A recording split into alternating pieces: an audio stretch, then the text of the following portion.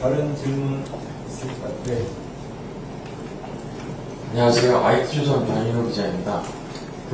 과징금 부과 대상이 플랫폼이 아니라, 그러니까 사업자가 아니라 정보를 올리는 이제 사이버레터 같은 유튜버인 걸로 지금 이해를 했는데요. 네, 맞습니다. 이게 그러면 어쨌든 법이 이제 시행이 되면 허위 추적 정보를 올리지 못하는 게 목적이니까 플랫폼 만약에 뭐 유튜브에서 활동하는 유튜버라고 그러면 그 유튜버의 정보를 얻고 그 사람을 특정한 다음에 뭐 재판을 하든지 뭔가 제재가 이루어지는 구조잖아요. 네.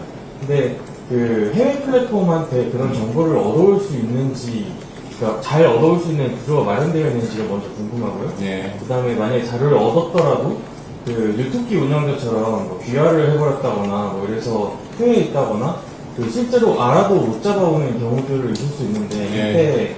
그때도 이제 뭐 과징금 부과 같은 게 가능한지 궁금합니다. 네. 일단은 정보 배제자와 관련된 정보 획득과 관련해서는 대정법에 보면 이제 기존의 방위 심의에 있는 명예훼손 분쟁 조정부가 있었잖아요. 그게 이제 불법 정보 관련된 분쟁 조정을 포괄적으로, 기존에 사실은 명예훼손과 관련해서 분쟁 조정을 했었는데 이제는 불법 정보나 허위 좀 포괄적으로 분쟁 조정을 하게 됩니다. 그래서 거기다가 필요한 경우 분쟁 조정 신청할 때라든가 소송을 제기할 때 그런 배제자 정보에 대해서 청구 요청할 수 있게 되어 있고요. 그래서 방위심의의 분쟁조정부 판단에 따라서 정보 제공을 하도록 사업자에게 요청할 수 있게 되어 있습니다. 안 하면 사업자들이 과태료를 부담하게 됩니다. 최대 1,000만 원 과태료를 부담하게 되고요. 그런 방식으로 일단 이 법에서는 정보 배제 정보를 획득할 수 있는 구조로 되어 있는데, 말씀 주신 것처럼 이게 소재 불명이라든가 여러 가지 이제 예외적인 경우에는 사실은 현행법상으로는 확보하기 쉽지 않은 건 사실이고요.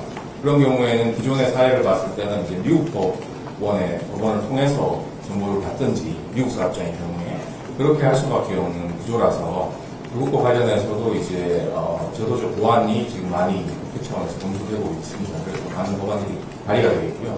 그런 법안들이 논의가 되면서 아마 좀 그런 부분도 보완이 될 것 같습니다. 예. 네, 아까 나왔던 질문이랑 좀 비슷한 저일 수는 있는데, 지금 국장님 설명을 들어보면 법원의 판례가 일단 가장 중요할 것 같은데, 네. 판례가 쌓이기까지는 시간이 오래 걸릴 수밖에 없고, 분명 그 과정에서 오판이나 좀 억울한 사례가 있을 거라고 생각이 들거든요. 네. 특히 또 민감한 정치적 사안에 대해서는 더 큰 문제가 될 수 있을 텐데, 법원의 가이드라인을 봐도 분쟁 조정까지 60일까지가 걸릴 수 있는 것도 짧지가 않아 보이거든요.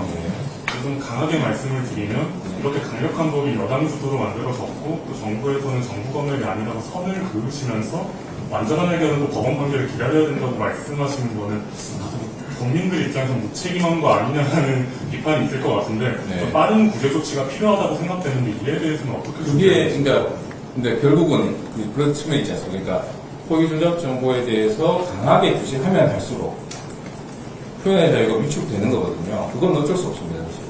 부정적으로 역외관계에 있는 거는 맞거든요. 그러다 보니까 사실 이 법을 만들 때 많은 고민을 했던 거고, 허위 조작 정보 유포로 인한 문제점, 사회적 문제점이라든가 개인의 폐하라든가 이런 부분들에 대해서 어떤 조치를 해야겠다.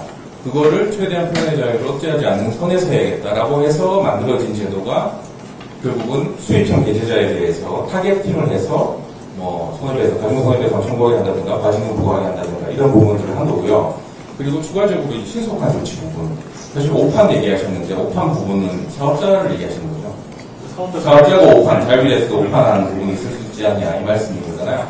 그러니까 그런 부분들을 사실은 대규모 정보통신 서비스 제공자의 자율규제가 보다 신속하게 어떻게 보면 조치를 할 수 있는 조건인데, 그것과 관련해서도 법의 내용을 보면 조치를 할지 안 할지 판단하는 것도 사업자가 판단하게 되고, 그거에 대해서 문제가 있으면 이의 신청을 또 할 수 있게 되어 있고요. 그거에 대해서도 불복하면 또 분쟁조정, 아까 말씀드린 방위심의 분쟁조정의 분쟁조정을 할 수 있게 되어 있고요.